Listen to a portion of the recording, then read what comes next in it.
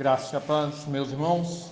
Eu convido você a que abra sua Bíblia e acompanhe a leitura de Colossenses capítulo 2, no versículo 19, que nos diz assim: E não retendo a cabeça, da qual todo o corpo, suprido e bem vinculado por suas juntas e ligamentos, cresce o crescimento que procede de Deus. Irmãos, hoje em dia, a igreja se parece, as igrejas que nós temos visto por aí, se parece muito com aquele monstro criado pelo Dr. Frankenstein. Um ser costurado com uma variedade de partes de corpos de outros seres humanos. A igreja de hoje em dia não tem uma identidade real, porque muitos líderes aí criam as igrejas de acordo com o seu próprio pensamento, de acordo com a sua própria cabeça e de acordo com as suas próprias doutrinas. Por isso ela parece muito com um monstro criado em laboratório. Mas a verdadeira igreja de Cristo, a igreja espiritual, a igreja proclamada na palavra de Deus, não é assim.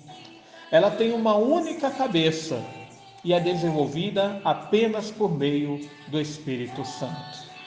Na última meditação, irmãos, nós falamos de como Paulo alertou aos crentes contra os perigos de pessoas que desejam espalhar as suas heresias sob o pretexto da humildade e também de visões especiais. Nessa continuação de hoje, que é a continuação desse versículo anterior, Paulo ele mostra que esses falsos profetas não têm nenhuma ligação com Cristo. Quando Paulo menciona que esses falsos profetas aí do versículo anterior não retêm a cabeça, ele está mencionando aquele que ele havia falado no capítulo 1, versículo 18, que Cristo é a cabeça da igreja. Cristo é a liderança, a autoridade do seu povo. Com isso, ele estava demonstrando que esses homens não possuem ligação nenhuma com Jesus. Quando eles não retêm a cabeça, ou seja, quando eles não retêm a Cristo, quando eles não estão ligados a Cristo, demonstra, portanto, quão fora eles estão da verdadeira igreja. E aqui a gente pode lembrar a figura usada por Jesus lá em João capítulo 15. Ele é a videira verdadeira e os crentes são os ramos. Aqueles que fingem estar na videira, mas não produzem frutos dignos, são arrancados pelo Pai e lançados ao fogo. Portanto, fingir ser parte da igreja, sem ter ligação nenhuma com Jesus, é apenas ter a certeza da condenação. E por que Paulo usa esse palavreado com eles? Porque esses homens procuram levar os crentes a buscarem vários meios de salvação que vão além de Cristo. Por meio de usos, costumes, rituais que ele demonstra nesses versículos anteriores, fingindo terem revelações especiais, eles estão proclamando que Jesus não é suficiente para o seu povo. Mas veja que Paulo aqui demonstra não apenas que Jesus é suficiente, mas como ele é o único meio da igreja alcançar a salvação. O suprimento da vida da igreja está nele. Tal como é através do caule da videira que os ramos recebem seu alimento, dessa forma é somente através da ligação com Jesus que os crentes são supridos de todo alimento espiritual que necessitam. Além disso, ao falar da vinculação que vem por juntas e ligamentos, Paulo está demonstrando que a única forma da igreja viver e permanecer de pé é através da sua ligação com a cabeça, que é Cristo. É Ele que fornece a vida, mas também fornece todo o desenvolvimento saudável da igreja. Além disso, com essa ilustração, Paulo também demonstra que a atividade da igreja só pode evoluir de forma saudável através da sua união com Jesus. Irmãos, a igreja caminha nesse mundo e vai passando por eras e gerações por estar ligada a Jesus. Ela vai perseverando e suportando todas as aflições por causa do seu relacionamento com Cristo. Ela vai trabalhando e enfrentando seus inimigos porque a sua força está no Filho de Deus. Se observarmos a história da igreja, nós vemos que Por muitas vezes ela já esteve prestes a sucumbir e a desaparecer, ou até mesmo a se deixar levar por um caminho de corrupção e apostasia por causa desse desvio da união com Cristo.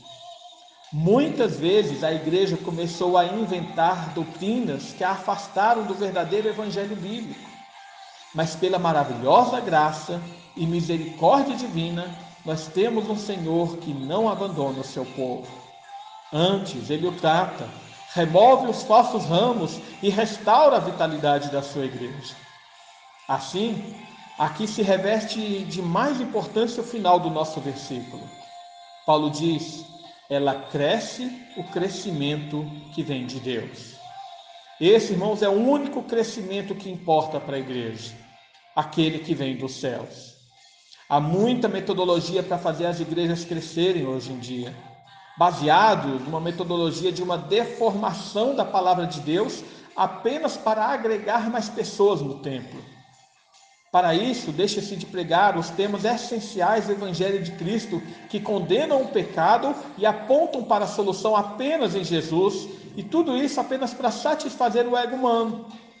E isso, irmãos, não caracteriza o crescimento que vem de Deus.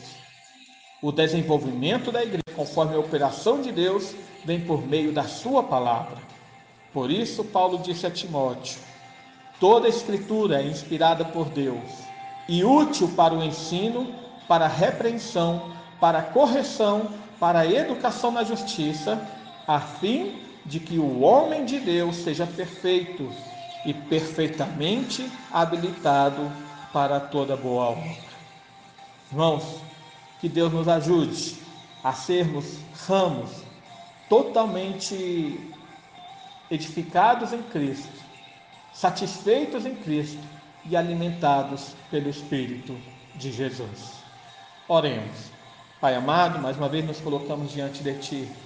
Agradecemos por Tua obra em nossa vida, agradecemos, Senhor, por Tua misericórdia sobre nós.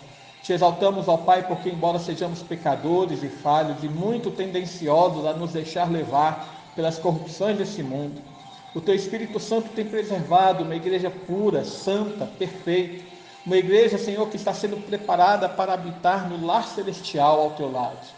Te agradecemos, ó Pai, porque não depende de nós nem das nossas obras, mas apenas, Senhor, da Tua graça e da Tua misericórdia.